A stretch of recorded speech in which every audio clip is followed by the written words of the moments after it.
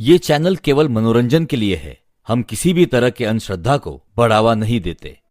एक जाटनी अपने खेत में गोबर पाट रही थी, अर्थात गोबर के उपले बना रही थी और साथ साथ मुंह से तिल चबा रही थी। तभी वहां से राजा का बिगड़ा हुआ नौजवान लड़का गुजरा। जब उसकी नजर उपले बनाती हुई उस नौजवान सुंदरी पर पड़ी तो उसने सोचा, क्यों ना इसके साथ थोड़ी ठिठोली की जाए। इस सोच के साथ वो अपने घोड़े को उसके थोड़ा करीब लेकर गया और उस जाटनी से बोला, तिल थापणी, गोबर चाबणी, ई गांव को के नाव, अर्थात तिल बनाने वाली और गोबर चबाने वाली इस गांव का नाम क्या है। जाट की लड़की भी बड़ी तेज तर्रार थी। उसने भी कुंवर को उसी ढंग से उत्तर दिया, सेल चढ़िया घोड़ा फर्क कावड़िया, ताव गांव को नाम ई टेली, अर्थात राजकुमार पर चढ़े हुए घोड़े इस गांव का नाम टेली है। जाटनी की हाजिर जवाबी और उसके नहले पर दहले वाले जवाब को सुन राजकुमार के तन बदन में आग लग गई। वो ठहरा राजा का लड़का और वो मामूली से जमींदार की लड़की। गुस्से से लाल पीला होता हुआ राजकुंवर जाटनी से बोला, तेरी ये मजाल, तू राजा के लड़के को उल्टा जवाब दे। मैं तेरे साथ ऐसी कहानी करूंगा कि तू सदा याद रखेगी कि तेरा पाला किससे पड़ा था। मैं तुझसे विवाह करूंगा और चौथे फेरे में ही तुझे छोड़ दूंगा। ना तो तू ब्याही रहेगी और ना कुंवारी। इतनी बात कह कुंवर वहां से जाने लगा। अब जाटनी उसे ऐसे कैसे जाने देती। उसने कहा, रुक राजा की घमंडी औलाद, अब मेरी भी बात सुनता जा। तू बड़ा राजकुमार बना फिरता है ना। अगर तेरे ही सगे बेटे से तेरा काला मुंह करवाकर, तुझे 7 जूते मरवाकर तेरे इस घमंड को चूर चूर ना किया तो मैं भी असल जाट की औलाद नहीं। जाटनी की बात सुन कुंवर चुपचाप बिना कुछ बोले वहां से चला गया। राजमहल लौटकर उसने खाना पीना छोड़ दिया और अनशन करने लगा। इकलौते बेटे के अचानक बदले इस व्यवहार से राजा और रानी बहुत परेशान हुए। उन्हें समझ नहीं आ रहा था कि क्यों कुंवर ने अचानक खाना पीना छोड़ दिया। जब भी वे उससे इन सब की वजह जानना चाहते तो वो हर बार बात को टाल देता। राजा इसी सोच में परेशान बैठा था। तब रानी ने उससे कहा, महाराज, नया खून है, अभी अभी जवानी में पैर रखा है, क्या पता कुछ ऐसा हो गया हो जिसे वो अपने माँ बाप के साथ नहीं बतलाना चाहता हो। राजा बोला, तो फिर क्या करे अब। रानी बोली, महाराज, आप उसके जिगरी दोस्त को बुलवा लो और उसे कुंवर के पास भेजो। उसके आगे कुंवर जरूर अपने मन की बात कहेगा। राजा को रानी की बात उचित लगी। अगले दिन जैसा रानी ने कहा, राजा ने वैसा ही किया और कुंवर के एक खास दोस्त को बुलवा उसे अपने बेटे की हालत से अवगत करवाते हुए उसके पास भेजा। कुंवर के जिगरी ने जब उसके पास जाकर उसकी इस व्यथा का कारण पूछा तो अंदर ही अंदर घुल रहे कुंवर ने उसके आगे सब उगल दिया। जाट की लड़की के साथ हुई पूरी घटना राजकुंवर अपने जिगरी दोस्त के सामने कह सुनाता है और कहता है, उस मामूली सी जमींदार की लड़की को मैं चुनौती तो दे आया कि मैं उसे बीच विवाह चौथे फेरे में छोड़ दूंगा, पर मेरी अब ये चुनौती पूरी कैसे होगी। अपने राजकुमार मित्र की बात सुन उसका जिगरी हंसता हुआ बोला, अरे मेरे यार, इतनी छोटी सी बात के लिए तुम खाना छोड़कर अनशन पर बैठे हो। तुम चिंता मत करो, मैं तुम्हारे पिता यानी महाराज से अभी बात करता हूँ। कुंवर थोड़ा चिंतित होता हुआ बोला, पर मेरे पिता हमारे इस कुकृत्य में शामिल क्यों होंगे भला। कुंवर का जिगरी बोला, तू उस सब की चिंता मत कर यार। इतना कहकर वो राजा महाराज के पास जाता है और उन्हें आधी अधूरी बात बताते हुए कहता है कि महाराज, आपके सुपुत्र का हृदय राज्य की एक जाट जमींदार की लड़की पर आसक्त हो गया है। बस उसी के चक्कर में वो अनशन पर है। अपने बेटे के दोस्त की बात सुन राजा बोला, अरे बस इतनी सी बात, मैं अभी उस जमींदार के घर राजकुमार का रिश्ता पहुंचा देता हूँ। इस प्रकार राजकुमार का जिगरी दोस्त उसके पिता को आधी अधूरी बात बताकर मना लेता है। राजा अगले दिन ही अपने एक पुरोहित के हाथों जाट के घर अपने लड़के का रिश्ता भेज देता है। पुरोहित तुरंत आदेशानुसार जाट के घर राजा के लड़के का विवाह प्रस्ताव लेकर पहुंच जाता है। राजा के लड़के का रिश्ता आया देख एक बार के लिए जाट सकपका गया। कहाँ वो राजा का लड़का और कहाँ हम साधारण से जमींदार। वो गहरी सोच में पड़ जाता है। उसका दिल इस रिश्ते के लिए गवाही नहीं दे रहा था, पर भला राजा के आदेश को टालने की उसके अंदर क्षमता कहाँ। अंततः वो विवाह के लिए अपनी सहमति जता देता है। जाट की लड़की यानी जाटनी को जब पता चला तो वो बिना अपने पिता को कुछ बताए मन ही मन सतर्क हो जाती है। उसे पता था राजा का लड़का कुछ गड़बड़ जरूर करेगा। निश्चित तिथि पर कुंवर बारात लेकर जाट के घर पहुंच गया। पंडित ने मंत्र आदि पढ़ते हुए लड़की को बुलाया और विधि विधान के साथ उन दोनों का विवाह कार्यक्रम प्रारंभ कर दिया। रस्म अनुसार जब उन दोनों के फेरे हुए तो 3 फेरे पूरे होने तक तो कुंवर ने कोई हरकत नहीं की, पर ज्यों ही चौथा फेरा शुरू हुआ वो धड़ मार कर एकदम गिर पड़ा। अब उसके मित्र आदि तो पहले से ही सारी योजना से भली भांति परिचित थे। उन्होंने आनन फानन में हो हल्ला मचाते हुए राजकुमार को उठाया और बोले, कुंवर को मिर्गी का दौरा आया है, ठीक होने पर इसे वापस ले आएंगे। इतना कहते हुए उन्होंने कुंवर को पालकी में लिटा दिया और शादी के बीच ही उसे ले गए। इधर जाटनी भी पहले से ही सतर्क थी। उसे कुंवर के मंसूबों का अच्छे से पता था। चौथे फेरे के दौरान जब कुंवर बहाना करते हुए नीचे गिरा और ये सारा झमेला हुआ, उसी दौरान उसने चुपके से कुंवर की कटार निकाल ली थी। उनके जाने के बाद जाट की बेटी ने राजकुमार की कटार से बाकी बचे हुए फेरे ले लिए। इस प्रकार विवाह संपन्न हो गया। अब बदले की बारी उसकी थी। जाट की लड़की को धोखे से विवाह के बीच में छोड़ राजकुमार राजमहल लौट आता है। वक्त बीता, पर कुंवर अब उसे लाने के लिए क्यों जाने वाला था भला? उसे तो बस अपनी कही हुई पूरी करनी थी। जाट की भी इतनी हिम्मत नहीं पड़ी कि वो राजा के सामने जाकर अपनी बेटी के साथ हुए इस अन्याय की गुहार लगाए। जाट की बेटी दिन प्रतिदिन गहरी चिंता में सूखने लगी। अंदर ही अंदर उसे ये बात कचोटती रहती कि राजा का लड़का तो उसे बीच विवाह छोड़कर अपनी कही बात पूरी कर गया। अब वो अपनी बात को कैसे पूरा करेगी? आखिरकार जाटनी ने भी एक योजना बनाई। अपनी योजना को अंजाम देने के लिए वो अपने पिता के पास जाती है और उनसे कहती है, पिताजी, कुछ दिन से मेरा मन उखड़ा उखड़ा सा रहता है। अगर आप इजाजत दें तो मैं मानसिक शांति के लिए तीर्थ जाना चाहती हूँ। जाट ने भी सोचा, ठीक है, तीर्थ आदि घूमने से उसकी बेटी अपने साथ हुए उस हादसे को भूल जाएगी। उसने खुशी खुशी अपनी बेटी को तीर्थ जाने की इजाजत दे दी और जाते हुए उसे राह खर्च के लिए बहुत सारा धन आदि भी दे दिया। जाट की बेटी तीर्थ के लिए घर से निकल पड़ती है, पर उसे कौन सा सच में तीर्थ जाना था? उसे तो राजा के लड़के से बदला लेना था। अंततः वो अपनी बनाई योजना अनुसार उसी नगर में जाकर रहने लगी जहां का राजा उस राजकुमार का पिता था। अपने पिता के दिए धन आदि से जाटनी ने नगर के अंदर एक ठीक ठाक घर ले लिया और वो अपना रूप बदलकर गुजरी का रूप धारण कर राजा की नगरी में रहने लगी और कुछ बढ़िया नस्ल की गाय ले ली। योजना के तहत वो अपनी गायों को हरे चारे के साथ साथ बहुत से सूखे मेवे खिलाती। मेवे चराने से गाय का दूध अति उत्तम होता चला गया। गुजरी बनी जाटनी ने अपने गायों के उस प्योर दूध से दही जमानी शुरू कर दी और शाम के समय वो पूरी तरह बन ठन कर नगर के चौक में अपनी दही बेचने के लिए जाने लगी। जो कोई भी उस गुजरी से दही खरीदने आता और जब दही के दाम पूछता तो गुजरी दही का भाव 100 रुपये बताती। उस समय 100 रुपये बहुत अधिक होते थे। एक दिन राजकुमार का दोस्त जब चौराहे से गुजरा तो उसने भी गुजरी बनी जाटनी से दही का भाव पूछा। 100 रुपये बताने पर उसने सोचा, अवश्य ही कोई खास प्रकार की दही होगी, इसलिए इसका मूल्य इतना अधिक है। उसने गुजरी से वो दही खरीद ली और राजमहल जाकर वो दही उसने राजकुमार को दे दी। राजकुमार ने जब दही का स्वाद चखा तो उसकी तबीयत फड़क उठी। एक राजकुमार होते हुए भी उसने ऐसी स्वादिष्ट दही कभी नहीं खाई थी। दही के स्वाद से अभिभूत हो जब उसने अपने मित्र से उस अत्यधिक स्वादिष्ट दही का राज पूछा तो उसके दोस्त ने उसके आगे की पूरी बात कह सुनाई। राजकुमार ने सोचा, जिसकी दही इतनी स्वादिष्ट, इतनी उत्तम है, वो स्वयं कैसी होगी? ऐसा सोचकर वो अगले दिन खुद गुजरी के पास जाने का विचार करता है। गुजरी आम दिनों की ही तरह नगर के चौराहे में खड़ी अपनी दही बेच रही थी। तभी राजकुमार उस गुजरी के पास आता है और उससे दही देने को कहता है। वो ये बिल्कुल भी नहीं पहचान सका कि ये गुजरी और कोई नहीं बल्कि वही जाटनी है जिसे उसने विवाह के बीच में ही छोड़ दिया था। राजा का लड़का गुजरी के रूप सौंदर्य पर आसक्त हो जाता है। गुजरी यानी जाटनी की तो शुरू से ही ये योजना थी कि वो किसी प्रकार राजा के लड़के को अपने जाल में फांस सके। अब राजकुमार हर रोज गुजरी के पास दही के बहाने आने लगा। एक दिन गुजरी ने उसे अपने डेरे में आमंत्रित किया। दोनों का प्यार प्रवान चढ़ा और वो एकांत में बने गुजरी के डेरे में मिलने लगे। इस प्रकार गुजरी यानी जाटनी गर्भ धारण कर लेती है। अगली बार जब राजकुमार उसके पास आया तो वो राजकुमार से अपने घर जाने की इजाजत लेते हुए कहती है, अब मुझे मेरे घर जाना पड़ेगा, मुझे बहुत दिन हो गए, घर वाले चिंता में होंगे। राजकुमार गुजरी को रोकने की बहुत चेष्टा करता है पर वो नहीं मानती। अंततः गुजरी राजकुमार को जल्दी ही दोबारा मिलने का आश्वासन देती है। उसकी बात से सहमत हो राजकुमार उसे निशानी के तौर पर अपनी अंगूठी निकाल कर देते हुए कहता है, अब की बार जब तुम हमारे राज्य में आओ तो तुम्हें कहीं बाहर ठहरने की आवश्यकता नहीं। तुम पहरेदारों को मेरी ये अंगूठी दिखाकर सीधी राजमहल चली आना।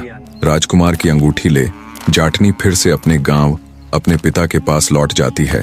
तय समय पर जाटनी ने एक बड़े ही स्वस्थ और तेजस्वी पुत्र को जन्म दिया। पुत्र के जन्म पर उसने अपने पिता को भी अपनी सारी योजना बता दी। समय अपनी गति के साथ बीतने लगा। जाटनी अपने पुत्र का खान पान का विशेष ध्यान देती, जिससे वो दिन दूनी और रात चौगुनी गति से बढ़ने लगा। जाटनी से पैदा हुआ वो तेजस्वी लड़का अपनी उम्र के सभी लड़कों से होशियार और बलवान था। खेल खेल में वो अपने साथ खेलने वाले दूसरे लड़कों को पीट दिया करता था। ऐसे ही एक दिन जब वो खेल रहा था तो उसने एक ब्राह्मण के लड़के को घोड़ा बनाया और खुद उस पर सवार हो गया। घोड़े बने उस लड़के को जाटनी के लड़के ने बुरी तरह से पीट दिया। रोते चिल्लाते ब्राह्मण का लड़का जब अपने घर जाकर अपनी माँ को सारा माजरा बताता है तो उसकी माँ जल भुन उठती है। अत्यंत क्रोधित होते हुए वो जाट के घर जाती है और जाटनी पर बिफर पड़ती है। छिनाल कहीं की, ना जाने किसका लड़का लाई है। गांव के सभी लड़कों की नाक में दम किया हुआ है। मन आया उसको पीट दिया, मन आया उसे मार दिया। हरामी कहीं का। गुस्से से भरी ब्रह्माणी जब ये बातें जाटनी को कह रही थी, तब जाटनी का बेटा भी सारी बातें सुन लेता है। उसके तन बदन में आग लग जाती है। ब्रह्माणी के जाने के बाद वो गुस्से से लाल पीला होता हुआ अपनी माँ के पास गया और बोला, या तो मुझे मेरे पिता का नाम बता, अन्यथा मैं तुझे मार डालूंगा। मैं भूल जाऊंगा कि तुम मेरी माँ हो। अपने बेटे के मुख से ये बात सुन उसकी माँ की आंखें स्वतः ही नम हो जाती हैं। वो कहती है, मैं तुझे तेरे पिता का नाम अवश्य बतला दूंगी, पर मेरी एक शर्त है कि तू अपने बाप का काला मुंह करके उसे 7 जूते मारेगा। अपनी माँ की बात सुन लड़का हैरान होते हुए बोला, पर क्यों? तब जाटनी अपने बेटे के आगे पूरी बात खोल देती है कि कैसे घमंड में चूर उसके राजकुमार पिता ने अपनी बात पूरी करने के लिए उसे धोखे से बीच विवाह ही छोड़ दिया था, और कैसे तब वो उसके पिता का घमंड तोड़ने के लिए गुजरी का वेश धारण कर उससे फिर से मिली। माँ की पूरी बात सुन लड़का सन्न रह गया। मुझे माफ कर देना माँ, मैंने उस ब्राह्मणी की बात सुन आपको गलत समझा। मैं आपसे वादा करता हूँ कि मैं आपके कहे वचनों को झूठा नहीं होने दूंगा। मैं अपने उस अहंकारी पिता का मुंह काला करके उसे 7 नहीं बल्कि 14 जूते मारूंगा, 7 आपके नाम के और 7 मेरे नाम के। अपनी माँ से ये वायदा कर जाटनी का बेटा अपने पिता के नगर की तरफ चल पड़ता है। दूसरी तरफ राजकुमार ने अपने पिता के निधन उपरांत राजकाज खुद संभाल लिया था। अब वो राजकुमार नहीं बल्कि संपूर्ण राज्य का राजा था। जाटनी का लड़का जब अपने पिता के नगर में पहुंचा तो उसे भी पता चल गया कि उसका पिता ही अब वहां का राजा है। लड़के ने अपने मन में दृढ़ निश्चय किया कि बेशक उसका पिता राजा हो, पर वो अपना वादा पूरा कर उसे सबक जरूर सिखाएगा। पूरे नगर को अच्छे से घूम फिर कर देखने के बाद जाटनी का लड़का नगर की एक बूढ़ी मालिन के घर ठहर जाता है। मालिन ने पहले तो उसे टरकाना चाहा, पर जब लड़के ने उसे एक सोने का टका दिया तो उसने खुशी खुशी उसे अपने यहाँ ठहरा लिया। रात को जाटनी के लड़के ने पूरे नगर में इश्तिहार चिपका दिए कि 1.5 छेल की नगरी में 2.5 छेल आयो है, ठगाए गो ठगावे गो कोनी। कहानी को बीच में रोककर आपको जाटनी के लड़के के इश्तिहार का मतलब अच्छे से बताता चलूं। दरअसल पुराने समय में 1.5 छेल शब्द का प्रयोग बहुत ही चालाक लोगों के लिए किया जाता था, और 2.5 छेल यानी चालाकों का भी चालाक। तो जाटनी के लड़के ने खुले शब्दों में पूरे नगर को चुनौती दी कि इस शहर के सारे लोग मिलकर भी सिर्फ 1.5 चालाक हैं, और अब उनमें 2.5 चालाक यानी मैं आ गया हूँ। अब कोई उसे ठग नहीं सकता, क्योंकि जो खुद ठगता है उसे ही ठगने वाला कोई नहीं होता। राजा के कानों तक जब ये खुली चुनौती पहुंची तो उसके अहम को बड़ी ठेस पहुंची। तमतमाते हुए राजा ने घोषणा की कि जो कोई भी इस 2.5 छेल को पकड़ेगा वो उसे बहुत बड़े इनाम से नवाजेंगे।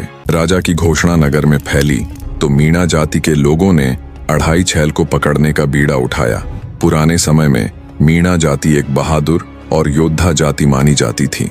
मीणा जाति के लोग राजा के समक्ष उपस्थित हुए और बड़े आत्मविश्वास के साथ बोले, हम उस दुष्ट 2.5 छेल को पकड़ कर दिखाएंगे। राजा ने खुशी खुशी उन्हें शुभ कामनाएं दी। दूसरी तरफ 2.5 छेल यानी जाटनी का लड़का उस बूढ़ी मालिन से पूछता है, बुढ़िया माई, आज नगर में ये हो हल्ला कैसा है? तब बूढ़ी मालिन बोली, अरे बेटा क्या बताऊं, नगर में कोई 2.5 छेल आया है जिसे पकड़ने का जिम्मा आज मीणा जाति के लोगों ने उठाया है। बूढ़ी मालिन की बात सुन शातिर मुस्कान के साथ 2.5 छेल बोला, ओह तो ये बात है। जैसे ही रात्रि हुई मीणा लोग चौकसी के साथ नगर में निकल पड़ते हैं। दूसरी तरफ 2.5 छेल एक ज्योतिषी का रूप धारण कर मीनों के घर पहुंच जाता है और उनकी स्त्रियों को इकट्ठा कर उनसे कहता है, आज रात तुम्हारे घर डाकू आने वाले हैं, जिनके बदन पर सिर्फ कच्छा होगा और वे गंजे होंगे। इसलिए तुम पहले ही ईंट और पत्थर इकट्ठे कर तैयार रहना। जब वे खुद को घर मालिक बताते हुए अंदर घुसना चाहे तो उन पर ईंट पत्थर बरसा देना। इस तरह ज्योतिषी रूपी अढ़ाई छैल मीणाओं की स्त्रियों को बहला फुसलाकर वहां से चला जाता है। फिर वो एक नाई यानी बाल काटने वाले का रूप धारण कर एक तालाब के किनारे बैठ जाता है। घूमते घूमते जब मीणा लोग तालाब की तरफ आए तो उन्होंने उससे पूछा, कौन है रे तू और इस समय यहाँ क्या कर रहा है? तब नाई रूपी अढ़ाई छैल बोला, दरअसल आज रात अढ़ाई छैल अपनी हजामत यानी दाढ़ी बनवाने के लिए मेरे पास आने वाला है, बस उसी के इंतजार में बैठा हूँ। नाई की बात सुन मीणा लोगों की आंखें चमक उठी। अढ़ाई छैल आने वाला है। वे नाई से बोले, हम भी यहाँ छिपकर उसका इंतजार करेंगे। तब नाई बोला, नहीं नहीं, ऐसे तो वो तुम्हें पहचान लेगा। एक काम करता हूँ, तुम्हारे बाल काटकर तुम सबको गंजा कर देता हूँ, फिर तुम सब तालाब में घुस जाना और सिर्फ अपना सिर बाहर रखना। गंजे होने के कारण अढ़ाई छैल तुमको देख नहीं पाएगा। जैसे ही वो आए तुम तुरंत उसे पकड़ लेना। और एक बात याद रखना, जब तुम्हें राजा से अढ़ाई छैल को पकड़ने का इनाम मिले तो मुझे मत भूल जाना। इस तरह नाई रूपी अढ़ाई छैल मीणा लोगों को भी बेवकूफ बना देता है और वे खुशी खुशी उसके कहे अनुसार करते हैं। जब वे गंजे होकर पानी में उतरे तो अढ़ाई छैल उनके वस्त्रों को वहां से उठाकर चंपत हो जाता है और वे तालाब में उसका इंतजार कर रहे थे। जब अढ़ाई छैल के इंतजार में मीणा लोगों को तालाब के अंदर बैठे आधी रात से भी ज्यादा गुजर गई, तब उनकी बुद्धि ने काम किया कि हो ना हो वो हरामखोर नाई ही अढ़ाई छैल था जो हम सबको बेवकूफ बना गया। वे दुखी मन से तालाब से निकलते हैं। देखा तो उनके वस्त्र भी गायब हैं। बेचारे कच्चे कच्चे में ही घर की तरफ हो लिए। जैसे ही वो घर पहुंचे तो उनके स्वागत में पहले से ही तैयार उनकी स्त्रियां ईंट और पत्थरों से अपने पतियों का स्वागत करती हैं। वे चिल्लाते रहे कि वे उनके पति हैं, पर वे नहीं रुकी। जब सवेरा हुआ तो उन्होंने अपने पतियों को पहचाना और उन्हें घरों के अंदर लेकर गई। राजा को जब ये पूरा वाक्या मालूम हुआ तो वो खिसिया कर रह गया। उसने विचार किया कि हाँ, दम तो है इस अढ़ाई छैल में। जिन्होंने उसे पकड़ने का बीड़ा उठाया था उसने उल्टा उन्हें ही धूल चटा दी। अढ़ाई छैल की बुद्धि को देखते हुए राजा इनाम की रकम को दुगना कर देता है। दोगने इनाम के चक्कर में नगर का कोतवाल राजा के सम्मुख पेश होता है और कहता है, महाराज मुझे भी मौका दीजिए, मैं उस कमीने अढ़ाई छैल को आपके कदमों में लाकर डाल दूंगा। राजा ने कोतवाल को भी शुभकामनाएं दी। जाठनी का लड़का यानी अढ़ाई छैल फिर से बातों बातों में बूढ़ी मालिन से पता कर लेता है कि आज नगर के कोतवाल ने उसे पकड़ने का बीड़ा उठाया है। उधर शाम होते ही कोतवाल गश्त के लिए निकल पड़ता है और इधर जाटनी का लड़का एक बूढ़ी स्त्री का रूप बना फटे पुराने कपड़े पहनकर नगर के चौक में बैठकर दाना दलने लग जाता है। कोतवाल वहां से गुजरा तो बूढ़ी स्त्री को देख बोला, क्यों री बुढ़िया, इस वक्त तू यहाँ क्या कर रही है? बुढ़िया बने अढ़ाई छैल ने हकलाते हुए बूढ़ी स्त्री की तरह ही जवाब दिया, क्या बताऊं हुजूर, अढ़ाई छैल आया था और अपने घोड़े के लिए दाने दलवाने का काम सौंप गया, बस उसी के काम में लगी हूँ, वो आता ही होगा। बूढ़ी की बात सुन नगर कोतवाल चहक उठा, बोला, तुम हटो यहाँ से बूढ़ी माई और अपने ये वस्त्र मुझे दे दो। इस प्रकार नगर कोतवाल बूढ़ी के वस्त्र पहन नगर चौक में दाने दलने लगा। बुढ़िया रूपी अढ़ाई छैल कोतवाल के कपड़े ले वहां से चंपत हो जाता है और कोतवाल पूरी रात नगर चौराहे में बैठा दाना दलता रहा। जब दिन निकलना शुरू हुआ तब आते जाते लोग कोतवाल के ऊपर हंसते कि ये आज कोतवाल को क्या हो गया जो इस भेष में नगर चौराहे पर बैठा दाना पीस रहा है। लोगों को खुद पर हंसते देख कोतवाल ने तुरंत वो सारा ताम झाम फेंक दिया और माथा पकड़कर बैठ गया। साला वो अढ़ाई छैल बुढ़िया का रूप बना मेरे साथ भी खेला कर गया। राजा को जब इस सारे घटनाक्रम का पता चला तो वो भी दांत पीस कर रह जाता है। जाटनी के लड़के ने राजा की नाक में दम किया हुआ था। जब मीणा जाति के लोगों ने उसे पकड़ना चाहा तो उसने उल्टा उन्हीं के सिर मूंढकर उनकी ही स्त्रियों द्वारा उन पर ईंट पत्थर बरसवा दिए। जब नगर के कोतवाल ने उसे पकड़ना चाहा तो उसने कोतवाल को भी सबक सिखाते हुए उससे बीच चौराहे में दाना दलवाया, जिससे वो लोगों के बीच मजाक का पात्र बनकर रह गया। इन घटनाओं के बाद पूरे नगर में अढ़ाई छैल का भय इस कद्र हो चुका था कि अब कोई भी नगर निवासी उसे पकड़ने के लिए आगे नहीं आ रहा था। लोगों को ये बात जच गई थी कि अगर अढ़ाई छैल को पकड़ने गए तो उल्टा हमें ही लेने के देने पड़ जाएंगे। राजा भी उससे अत्यंत परेशान था। अंततः राजा ने उसे पकड़ने वाले को आधा राज्य देने की घोषणा की। आधे राज्य के लालच में इस बार फौजदार हिम्मत करके आगे आया। बड़े ही विश्वास के साथ उसने राजा से कहा, होगा महाराज, वो 2.5 छैल, पर अब तक उसका पाला मुझसे नहीं पड़ा है। कल सुबह वो आपके कदमों में होगा। राजा ने बुझे हुए मन से फौजदार को भी शुभकामनाएं दी। इधर जाटनी के लड़के यानी 2.5 छैल ने बातों बातों में फिर से बूढ़ी मालिन के आगे वही बात छेड़ दी। क्यों री बूढ़ी माई, अब की बार किसने 2.5 छैल को पकड़ने का बीड़ा उठाया है? तब बूढ़ी मालिन दबी हुई आवाज में कहती है, बेटा अब की बार फौजदार ने उस 2.5 छैल को पकड़ने की ठानी है। क्यों री माई, कौन कौन है इस फौजदार के परिवार में? बुढ़िया बोली, बस 3 जन है, खुद फौजदार, उसकी पत्नी और उनकी बेटी, जिसे ब्याहे 12 साल बीत चुके हैं, पर उसका पति कभी उसे लेने के लिए नहीं लौटा। बड़े किस्मत के मारे हैं बेचारे। मालिन की बात सुन जाटनी का लड़का फौजदार को भी सबक सिखाने के लिए एक योजना बनाता है।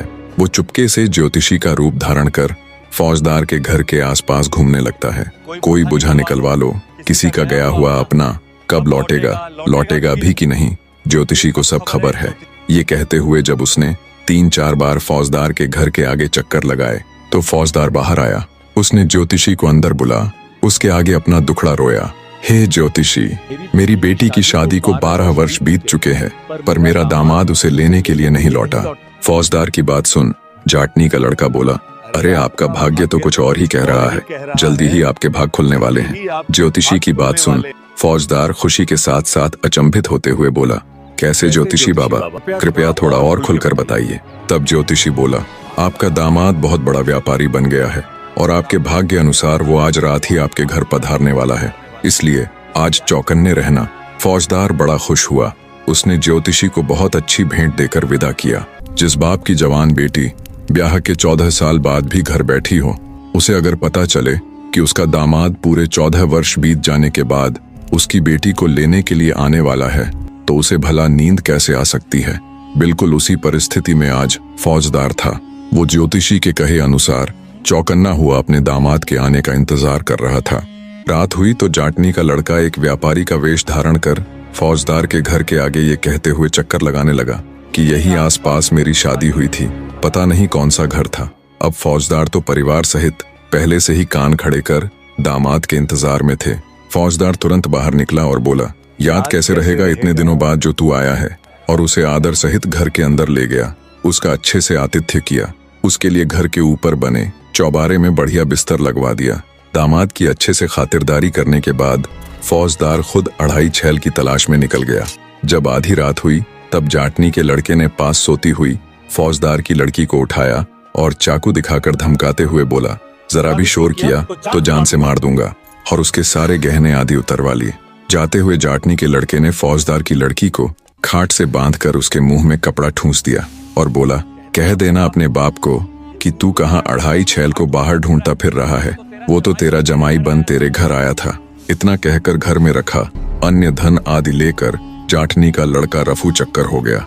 सुबह हुई और सारा भेद खुला तो फौजदार ने भी अपना सिर पीट लिया। जब राजा तक ये खबर पहुंची तो उसके सब्र का बांध भी टूट गया। साले सब के सब निकम्मे हैं, कोई किसी काम का नहीं। अंततः राजा ने खुद 2.5 छैल को पकड़ने का बीड़ा उठाया। उधर जाटनी के लड़के ने बूढ़ी मालिन को लूटा हुआ बहुत सारा धन दिया और बोला, क्यों री माई, आज किसने बीड़ा उठाया है 2.5 छैल को पकड़ने का? मालिन बोली, अरे बेटा क्या बताऊं, उस 2.5 छैल ने तो पूरे नगर की नींद उड़ा रखी है। अब खुद राजा महाराज ने ही उसे पकड़ने का बीड़ा उठाया है। मालिन की बात सुन शातिर हंसी हंसता हुआ 2.5 छैल बोला, ओह, तो आज राजा साहब खुद निकलेंगे 2.5 छैल को पकड़ने के लिए। इसी दिन का तो उसे शुरू से इंतजार था। रात हुई तो राजा ने नगर के चारों दरवाजे बंद करवा दिए और आखिरी दरवाजे पर अपराधियों को ठोकने वाला काट रखकर खुद वहां पर पहरा देने लग जाता है। उधर जाटनी के लड़के ने एक अत्यंत सुंदर लड़की का वेश धारण कर लिया और हाथों में पूजा की थाली लेकर निकल पड़ा नगर में। जब सुंदर युवती बना जाटनी का लड़का राजा के नजदीक से गुजरा तो उसे देख राजा को भी बड़ा अचंभा हुआ। सोचा, नव युवती इतनी रात को हाथ में पूजा की थाल लिए भला कहाँ जा रही है। राजा उसे आवाज देकर रोक लेता है और कहता है, कौन हो तुम और इतनी रात को कहाँ जा रही हो? युवती ने आत्मविश्वास के साथ निर्भीकता से उत्तर दिया, मैं फौजदार की बेटी हूँ। राजा बोला, इतनी रात को कहाँ जा रही हो बेटी? इस पर युवती ने कुछ लज्जा कर कहा, महाराज, आपको तो यह पता ही है कि कल रात वो दुष्ट अढ़ाई छेल हमारे घर आया था। लूटपाट के साथ साथ उस हरामी ने मेरा धर्म भ्रष्ट भी कर दिया। अंततः पास ही के भैरव मंदिर में फिर से पवित्र बनने के लिए जा रही हूँ। भैरव जी की कृपा से मेरा कलंक दूर हो जाएगा। इतना कह युवती रूपी जाटनी का लड़का वहां से चला गया। थोड़ी देर बाद जब वो वापस आया तो फिर से राजा के पास रुक गया और काठ की तरफ इशारा करते हुए उसने राजा से पूछा कि महाराज, ये क्या चीज है? राजा बोला, बेटी, ये काठ है, इसमें अपराधियों को पकड़कर कस दिया जाता है। आज उस दुष्ट अढ़ाई छेल को पकड़कर इसी के अंदर डालूंगा।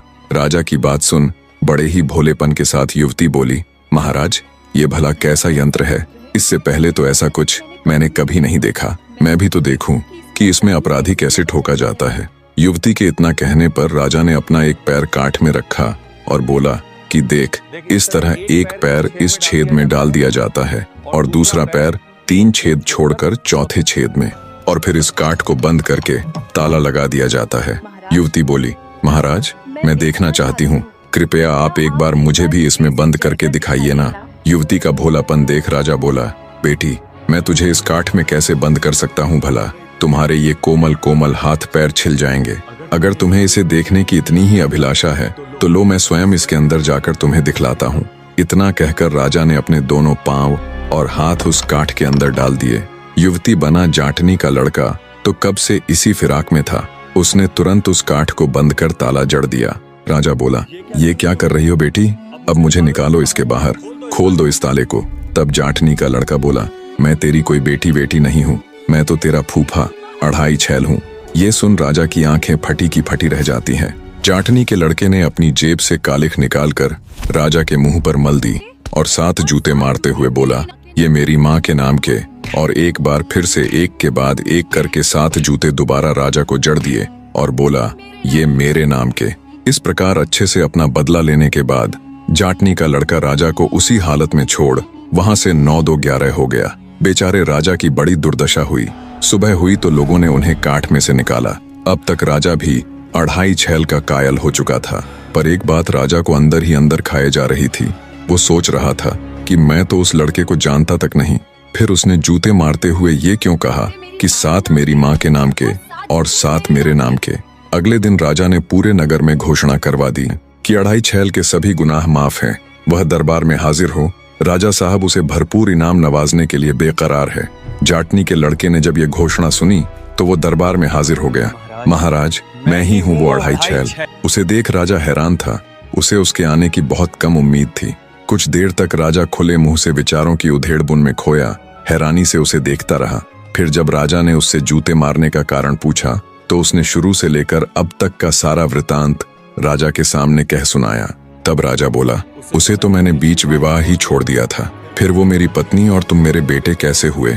जाटनी का लड़का बोला, महाराज, जब आपने फेरों के बीच बेहोश होने का नाटक किया था, उसी क्षण पहले से ही चौकन्नी मेरी माँ ने आपकी कटार निकाल ली थी। आपके जाने के बाद बस आपकी उस कटार के साथ ही उन्होंने बाकी बचे हुए फेरों को पूरा कर विवाह संपूर्ण किया।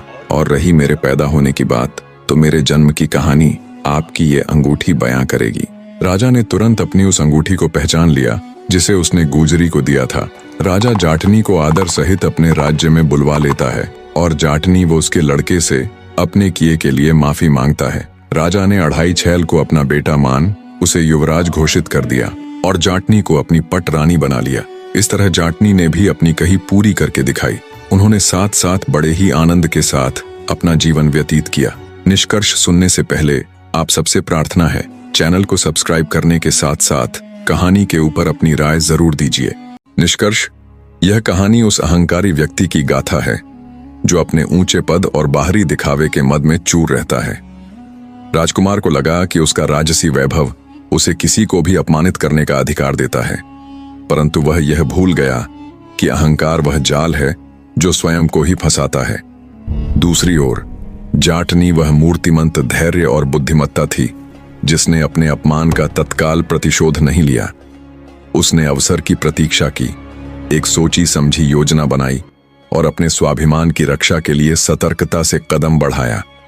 उसने सिद्ध किया कि वास्तविक शक्ति बाहरी साधनों में नहीं बल्कि आंतरिक साहस और विवेक में निहित होती है। यह कहानी हमें 4 गहरे सबक देती है। नंबर 1, अहंकार पतन का मार्ग है। जो व्यक्ति अपने पद और शक्ति के मद में दूसरों का अपमान करता है, उसका पतन निश्चित है। नंबर 2, धैर्य और बुद्धि अजेय हैं। क्रोध में किया गया कार्य विफल होता है, जबकि धैर्यपूर्वक बनाई योजना सफल होती है। नंबर 3, कर्म का सिद्धांत अटल है। जैसा बोओगे वैसा ही काटोगे। दूसरों के लिए जो व्यवहार करोगे वही अंततः तुम्हारे सामने आएगा।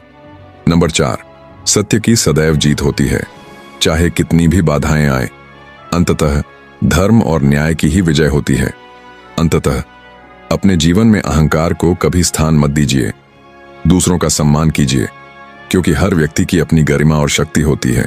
और याद रखिए, जिसके पास धैर्य और न्याय है, उसकी विजय निश्चित है। कहानी में अंत तक जुड़े रहने के लिए आप सबका तहे दिल से धन्यवाद। मिलते हैं फिर जल्दी ही एक नई कहानी के साथ। तब तक चैनल को सब्सक्राइब करके रखिए।